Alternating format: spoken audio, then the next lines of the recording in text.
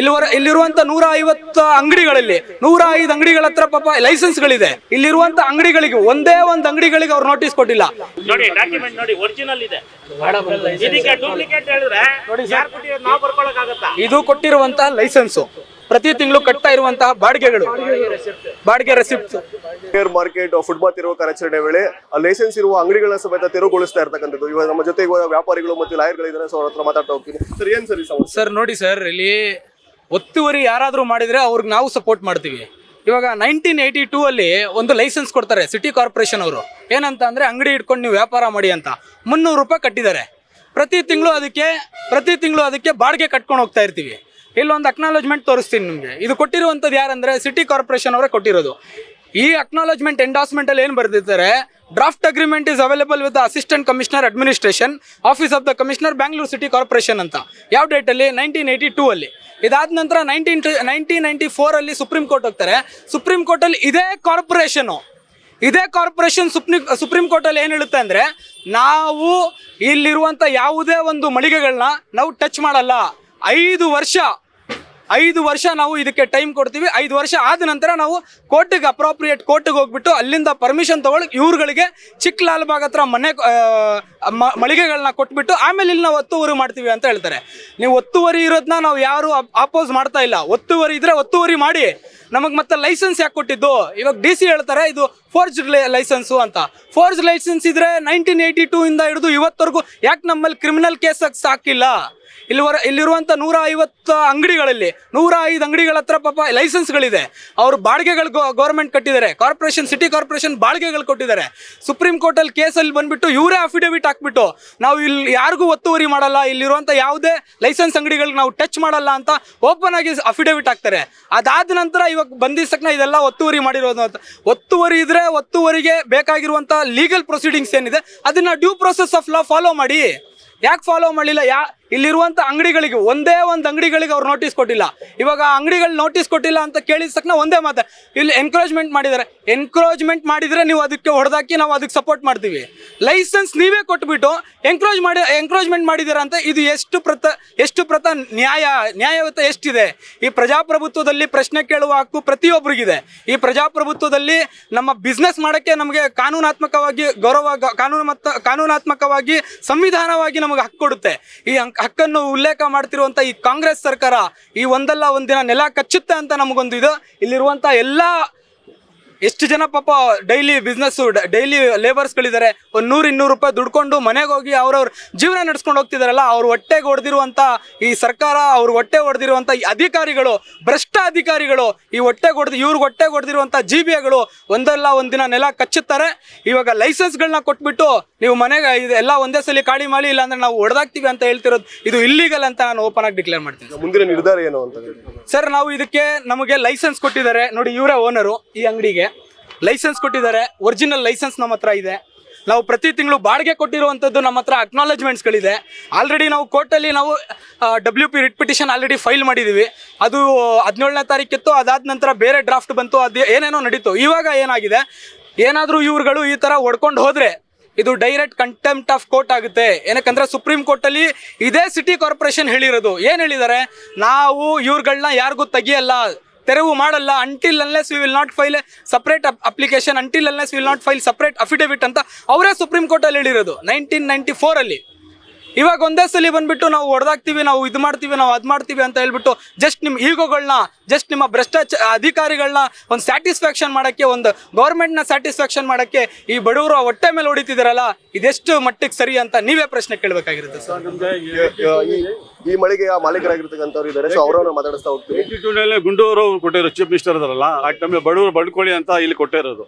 ಆ ಟೈಮ್ನಲ್ಲಿ FM ಖಾನ್ ಇದ್ರು, ಅವರು ರಾಜ್ಯಸಭಾ ಇದ್ರು, ಅವರೆಲ್ಲ ಸೇರಿ ನಮಗೆ ಇಲ್ಲಿ ಬಡವರು ಬಡ್ಕೊಳ್ಳಿ ಅಂತ ನಮಗೆ ಕೊಟ್ಟು ಇಂಡಸ್ಟ್ಮೆಂಟ್ ಕೊಟ್ಟು ಮಾಡಿರೋದು. ಆ ಟೈಮ್ನಲ್ಲಿ BBMPನಲ್ಲಿ ಲಕ್ಷ್ಮಣ್ ರಾವ್ ಅಂತ ಇದ್ರು, ಅವರೆಲ್ಲ ನಮಗೆ ಪರ್ಮಿಷನ್ ಕೊಟ್ಟು ಇಲ್ಲಿ ಡಾಕ್ಯುಮೆಂಟ್ಸ್ ಕೊಟ್ಟಿರೋದು. ಆವಾಗ ಬಾಡಿಗೆ ಎಲ್ಲ ಕಟ್ಟಿದ್ದೀನಿ, ಇದು ಮಾಡಿದ್ದೀನಿ. ಇವಾಗ ನಾವು ಹೈಕೋರ್ಟಲ್ಲೂ ಹಾಕಿದ್ದೀನಿ ನೋಡಿ, ಮೇಲೆ ಬ್ಯಾನರ್ ಐತೆ. ಯಾಕಂದ್ರೆ ಅದು ಇದಿಷ್ಟು ನಾವು ಸುಬುತ್ ಇಟ್ಕೊಂಡ್ರೆ ನಮ್ಗೆ ಅಂಗಡಿ ಹೊಡಿತಿದ್ದಾರೆ. ಅದು ಸ್ವಲ್ಪ ಗುಂಡೂರು ಅವ್ರ ಮಗ ಇದಾರಲ್ಲ, ಗಣೇಶ್ ಗುಂಡೂರು, ಅವ್ರಿಗೆ ಕೇಳಿ, ಅವ್ರಿಗೆಲ್ಲ ಗೊತ್ತಿದೆ. ನಿಮ್ಮ ಚಾನಲ್ ಪಕ್ಕ ಅವ್ರಿಗೆ ಹೇಳಿ, ಎಲ್ಲ ಅವ್ರಿಗೆ ಗೊತ್ತಿದೆ ಅಲ್ಲ ಅವ್ರಿಗೆ. ಆ ಟೈಮ್ ಇಲ್ಲ, ನೋಟಿಸ್ ಕೊಡಲಿಲ್ಲ, ಏನಿಲ್ಲ. ಆ ಟೈಮ್ನಲ್ಲಿ ಇಂದಿರಾ ಗಾಂಧಿ ಜೈಲು ಹೋಗೋ ಟೈಮ್ನಲ್ಲಿ ನಾವೆಲ್ಲ ಹೋಗಿದ್ದೀನಿ. ಯಾಕೆ ಒಪ್ಪತ್ತೀರೋ? ಇಂದಿರಾ ಗಾಂಧಿ ಅರೆಸ್ಟ್ ಮಾಡೋ ಟೈಮ್ನಲ್ಲಿ ನಾವೆಲ್ಲ ಜೈಲಿಗೆ ಹೋಗಿ ಬಂದಿದ್ದೀನಿ 84ನಲ್ಲಿ, ಗೊತ್ತಾಯ್ತಾ? ಹರಿಪ್ರಸಾದ್ ಅವರು ಇದ್ರು ಮಿನಿಸ್ಟರು, ಆಮೇಲೆ ಗೋಲ್ಫಾಳೆಯಿಂದ ಇದ್ರು ಮಿನಿಸ್ಟರ್, ಅವರು ಇದ್ರು ಆ ಟೈಮ್ನಲ್ಲಿ. ಎಲ್ಲ ಅವ್ರಿಗೆ ಸಮಾಚಾರ ಇಲ್ಲಿ ಗೊತ್ತೈತೆ. ಗುಂಡೂರು ಕೊಟ್ಟಿರೋದು ಗೊತ್ತು ಅವ್ರಿಗೆ. ಅವ್ರ ಮಗ ಇದ್ದಾರೆ ಗಣೇಶ್ ಗುಂಡೂರು, ಅವ್ರು ಕೇಳಿ ಅವರೆಲ್ಲ ಗೊತ್ತಿದೆ ಅವ್ರಿಗೆ. ಅಷ್ಟೇ ಸರ್. ಕೋರ್ಟಲ್ಲಿ ಇವಾಗ WP ನಂಬರ್ ಇದೆ, ಸುಪ್ರೀಂ ಕೋರ್ಟ್ ಆರ್ಡರ್ ಇದೆ, ಇದಕ್ಕೆ ಇವ್ರು ಒಪ್ಪಿಲ್ಲ ಅಂದ್ರೆ ಯಾರಿಗೆ ಒಪ್ಪೋದು? ಏನು ರೋಡಿಸಮ್ ಮಾಡ್ತಾ ಇದಾರ ಇವರು? ಹೇಳಿ. ಬಡವ್ರಿಗೆ ಇವಾಗ 5,000 ಜನ ಇದ್ದಾರೆ, ಇದಕ್ಕೆ ಊಟ, ಇವ್ರಿಗೆ ಮದುವೆ, ಈ ಸ್ಕೂಲ್ಗೆ ಓದೋದು ಹೆಂಗೆ, ಎಲ್ಲಿ ಹೋಗ್ಬೇಕು ಇವರೆಲ್ಲ? ಇವಾಗ ಹೊಡೆದಾಕ್ ಬಿಟ್ಟಿದ್ದೀರಲ್ಲ ಸರ್, ಹೊಡಿತಾ ಇದ್ದೀರಲ್ಲ. ಇವ್ರ ಮನೆ ಹಾಳಾಗ್ಬಿಟ್ಮೇಲೆ ಇವ್ರು ಏನು ಮಾಡ್ತಾರೆ? BBMP ಸಪೋರ್ಟ್ ಮಾಡೋದ? ನಮ್ಮ ಸರ್ಕಾರ ನಮಗೆ ಸಪೋರ್ಟ್ ಮಾಡ್ತದ, ಹಾಳು ಮಾಡ್ತದ? ಅದು ಅಚ್ಚೇ ದಿನ ಆಯಿದೆ ಅಂತ ಅವ್ರು ಮೋದಿ ಹೇಳಿದ್ರು. ಇವಾಗ ಇವ್ರು ನೋಡಿ ಒಳ್ಳೆ ಅಚ್ಚೇ ದಿನ ಬರ್ತಾ ಇದೆ ಇಲ್ಲಿ, ಎಲ್ಲರಿಗೆ ಹಾಳು ಮಾಡೋಕ್ಕೆ ಒಳ್ಳೆ ರಸ್ತೆ ತೆಗ್ದಿದ್ದಾರೆ. ಇವಾಗ ಏನು ಮಾಡ್ತಾ ಇಲ್ಲ, ಒರಿಜಿನಲ್ ಡಾಕ್ಯುಮೆಂಟ್ ತಗೊಂಡು ಡೂಪ್ಲಿಕೇಟ್ ಅಂದ್ರೆ ಇವಾಗ ಯಾರಿಗೋಗಿ ಕೇಳೋದು ನಾವು? ನ್ಯಾಯ ಇವಾಗ ಹೈಕೋರ್ಟ್ WP ನಂಬರ್ ಇದೆ, ಎಲ್ಲ ಇದೆ, ಇವ್ರಿಗೆ ಇದನ್ನು ನಾವು ಡಾಕ್ಯುಮೆಂಟ್ ತೋರಿಸಿದ್ರು ಡೂಪ್ಲಿಕೇಟ್ ಅಂದ್ರೆ ಹೈಕೋರ್ಟ್ ಡೂಪ್ಲಿಕೇಟಾ? ಇವಾಗ ನ್ಯಾಯ ಎಲ್ಲೋಗಿ ಕೇಳೋದು? ಇವಾಗ ಹೈಕೋರ್ಟ್ ಕೇಳಿಲ್ಲ ಅಂದ್ರೆ ಎಲ್ಲೋಗಿ ಕೇಳ್ಬೇಕು ಹೇಳಿ ನಾವು? ಇವಾಗ ಇರೋದು ಬಡವ್ರಿಗೆ ಎಲ್ಲರಿಗೆ ಸಾಯಿಸ್ತಾ ಇದ್ದಾರೆ ಈ ಸರ್ಕಾರ. ನೋಡಿ ಡಾಕ್ಯುಮೆಂಟ್ ನೋಡಿ, ಒರಿಜಿನಲ್ ಇದೆ, ಇದಕ್ಕೆ ಡೂಪ್ಲಿಕೇಟ್ ಹೇಳಿದ್ರೆ ಯಾರು ಕೊಟ್ಟಿರೋದು? ನಾವು ಬರ್ಕೊಳಕ್ಕಾಗತ್ತಾ? ಇದು ಕೊಟ್ಟಿರುವಂತಹ ಲೈಸೆನ್ಸು 300 ರೂಪಾಯಿ ತಗೊಂಡು, ಇದು ಒರಿಜಿನಲ್ ಲೈಸೆನ್ಸ್, ಇದು ಎಂಡಾಸ್ಮೆಂಟ್, ಇದು ನಾವು ಪ್ರತಿ ತಿಂಗಳು ಕಟ್ತಾ ಇರುವಂತಹ ಬಾಡಿಗೆಗಳು, ಬಾಡಿಗೆ ರೆಸಿಪ್ಟ್ಸ್, ಸಿಟಿ ಕಾರ್ಪೊರೇಷನ್ ಕಟ್ಟಿದಂತಹ ಬಾಡಿಗೆಗಳು. ಇಷ್ಟೆಲ್ಲ ಇಟ್ಕೊಂಡು ಇಲ್ಲಿ ಇಲ್ಲಿಗಲ್ ಅಂತ ಹೇಳಿದ್ರೆ ಯಾವ ಮಟ್ಟಿಗೆ ಇಲ್ಲಿಗಲ್ ಇದು? ಯಾರ ಹತ್ರ ಸರ್ ಕೇಳೋದು? ಇದು ಇಲ್ಲಿಗಲ್ ಆಗಿದ್ರೆ ನೀವು ಬಾಡಿಗೆ ಯಾಕೆ ತಗೊಂಡ್ರಿ? ಇಲ್ಲಿಗಲ್ ಆಗಿದ್ರೆ ನೀವು ಈ ಲೈಸೆನ್ಸ್ ಹೆಂಗ್ ಕೊಟ್ರಿ? ಇಲ್ಲಿಗಲ್ ಆಗಿದ್ರೆ ನೀವು ಎಂಡಾಸ್ಮೆಂಟ್ ಯಾಕೆ ಕೊಟ್ರಿ? ಇಲ್ಲಿಗಲ್ ಅಲ್ವಾ, ಕೊಡಬಾರ್ದಾಗಿತ್ತು. So this is the question sir. ನಾವು ಕಂಟೆಂಪ್ಟ್ ಹೋಗ್ತೀವಿ, ಅವ್ರ ವಿರುದ್ಧ ಯಾರ್ಯಾರ ಭ್ರಷ್ಟ ಅಧಿಕಾರಿಗಳಿದ್ದಾರೆ ಅವ್ರವ್ರ ವಿರುದ್ಧ ನಾವು ಕಂಟೆಂಪ್ಟ್ ಆಫ್ ಕೋರ್ಟ್ ಹಾಕ್ತೀವಿ. ಅವರೇ ಸುಪ್ರೀಂ ಕೋರ್ಟಲ್ಲಿ ಕೊಟ್ಟಿರುವಂಥ ಅಫಿಡವಿಟ್ಗಳನ್ನ ಇಟ್ಕೊಂಡು, ಅವರೇ ಸುಪ್ರೀಂ ಕೋರ್ಟಲ್ಲಿ ಕೊಟ್ಟಿರುವಂಥ ಡಿಕ್ಲರೇಷನ್ಗಳನ್ನ ಇಟ್ಕೊಂಡು, ಇದೇ ಡಾಕ್ಯುಮೆಂಟ್ಸ್ಗಳನ್ನ ಇಟ್ಕೊಂಡು ಅವರಿಗೆ ನಾವು ಬಿಡಲ್ಲ ಸರ್. ಅವ್ರ ಕುತ್ತಿಗೆ ಹಿಡಿದು ಕೋರ್ಟಲ್ಲಿ ನಿಲ್ಲಿಸ್ತೀವಿ. ಸರ್, ಇವಾಗ ನೀವು ಸುಪ್ರೀಂ ಕೋರ್ಟ್ಗೆ ಹೋಗ್ತೀರಾ, ಆದ್ರೆ ಇವತ್ತೇ ಇಲ್ಲಿರುವಂತಹ ಮಳಿಗಳನ್ನೆಲ್ಲ ತೆರವುಗೊಳಿಸ್ತಾರಲ್ಲ ಸರ್? ಅವ್ರು ಇವತ್ತೇ ಅದಕ್ಕೆ ಹೇಳಿದ್ದು. ಇದಾದ ನಂತರ ನಮ್ಮ ಹತ್ರ ಇರುವಂತ ಆಪ್ಷನ್ ಒಂದೇ, ಕಂಟೆಂಪ್ಟ್ ಆಫ್ ಕೋರ್ಟ್. DC ಬರ್ತಾರೆ, DC-ಗೆ ನಾವೆಲ್ಲ ಡಾಕ್ಯುಮೆಂಟ್ ತೋರಿಸ್ತೀವಿ, ಅವ್ರು ಒಂದೇ ಮಾತು ಹೇಳ್ತಾರೆ. GB ಅವ್ರು ಬರ್ತಾರೆ, ಒಂದೇ ಡಾಕ್ಯುಮೆಂಟ್ ತೋರಿಸ್ತೀವಿ, ಸರ್ ಇದೆಲ್ಲ ಇದೆಯಲ್ಲ ಅಂತ ಹೇಳಿದ್ರೆ ಒಂದೇ ಮಾತು ಹೇಳ್ತಾರೆ, ನಮಗೆ ಈ ಸಂಬಂಧ ಇಲ್ಲ, ನಮಗೆ ಬಂದಿರುವಂಥದ್ದು ಗೌರ್ಮೆಂಟಿಂದ ಒತ್ತುವರಿ ಮಾಡಿರುವಂಥ ಡಾಕ್ಯುಮೆಂಟ್ ಏನೇನು ಇದೆಲ್ಲ ನಾವೆಲ್ಲ ಇದು ಹೊರಗೊಡಿಸ್ತೀವಿ, ನಾವೆಲ್ಲ ಹೊಡೆದಾಕ್ತೀವಿ, ಇಷ್ಟೇ ಸರ್. ಡಾಕ್ಯುಮೆಂಟ್ ಇದೆ ಅದೆಲ್ಲ ಕೋರ್ಟಿಗೆ ಹೋಗಿ ಸರ್, ಡಾಕ್ಯುಮೆಂಟ್ ಇದೆ ಗೌರ್ಮೆಂಟ್ಗೆ ಹೋಗಿ. ಗೌರ್ಮೆಂಟು ಕೋರ್ಟು ಅಂತ ಇದ್ರೆ ನೀವುಗಳು ಯಾಕೆ ಮತ್ತೆ ಮಧ್ಯ ಬಂದ್ಬಿಟ್ಟು ಅಲ್ಲಾಡಿಸ್ತಿದ್ದೀರಾ? ನೀವುಗಳು ಮತ್ತೆ ಯಾಕೆ ಬಂದು ಹೊಡಿತಿದ್ದೀರಾ? ಗೌರ್ಮೆಂಟೇ ಬಂದು ಹೊಡ್ಬಿಡ್ಲಿ, ಮತ್ತೆ ಕೋರ್ಟಿಂದಾನೆ ಯಾವುದಾದ್ರು ಆದೇಶ ತಗೊಂಡು ಬರಲಿ. ಚೀಫ್ ಮಿನಿಸ್ಟರ್ ಗುಂಡೂರು ಇದಾರಲ್ಲ, ಅವ್ರು ಕೊಟ್ಟಿರೋದು ಅದೆಲ್ಲ ಜಾಗ ಇದು. ಅವ್ರು ಕೇಳಿ, ಅವ್ರ ಮಗ ಇದ್ದಾರಲ್ಲ ಅವ್ರು ಕೇಳಿ, ಗಣೇಶ್ ಗುಂಡೂರು ಇದಾರಲ್ಲ ಕೇಳಿ ಅವ್ರಿಗೆ. ಆ ಟೈಮಲ್ಲಿ ಬಡವ್ರು ಬಳ್ಕೊಳ್ಳಿ ಅಂತ ಕೊಟ್ಟಿರೋದು FM ಖಾನ್ ಅವರು ಸೇರಿ ನಮಗೆಲ್ಲ ಕೊಟ್ಟಿರೋದು. ಇಲ್ಲಿ ಎಲ್ಲ 180 ಅಂಗಡಿ ಕೊಟ್ಟಿದ್ದಾರೆ ಇಲ್ಲಿ ಬಳ್ಕೊಳ್ಳಿ ಅಂತ. ನಾವು ಪುಟ್ಪಟ್ನಲ್ಲಿ ವ್ಯಾಪಾರ ಮಾಡ್ತಾ ಇದ್ರು, ಇಲ್ಲಿ ಒಂದು ಜಾಗನಲ್ಲಿ ಕೂತ್ಕೊಂಡು ವ್ಯಾಪಾರ ಮಾಡಿ ಅಂತ BBM ಕಮಿಷನರು ಲಕ್ಷ್ಮಣ್ ಓದಿರ ಅಂತ ಇದ್ದರು ಆ ಟೈಮ್ನಲ್ಲಿ 82ನಲ್ಲಿ. ಅವರೆಲ್ಲ ಇಲ್ಲಿ ಕೂತ್ಕೊಳ್ಳಿ ಅಂತ ವ್ಯಾಪಾರ ಮಾಡ್ಕೊಂತ ನಮ್ಗೆ ಸಹಾಯ ಮಾಡಿದ್ರು ಅವರು. ಇವಾಗ ಇಷ್ಟು ಮಾಡಿಬಿಟ್ಟ ಮೇಲೆ ಅವೆಲ್ಲ ಹೊಡಕ್ತಾರೆ, ಹೇಳಿದ್ರೆ ಇವಾಗ ಡೂಪ್ಲಿಕೇಟ್ ಅಂತಾರೆ ಅವರು. ಏನು ಹೇಳೋದು ಸರ್? ಇವಾಗ